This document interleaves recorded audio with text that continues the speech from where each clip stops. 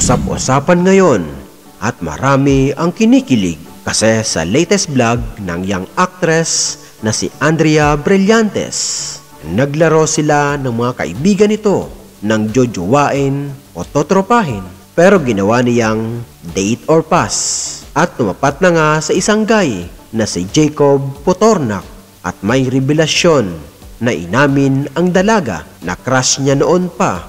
Si Jacob Potornak, anak ng aktres na si Ina Raimundo. Sabi ni Andrea, gusto ko lang sabihin na dati nagpakilala siya sa akin. I was with Bea, kaso ka-holding hands ko yung ex ko noon. Tapos nagpakilala siya sa akin. Gwapong-gwapo na ako sa kanya dati pa, dagdag pa ng aktres.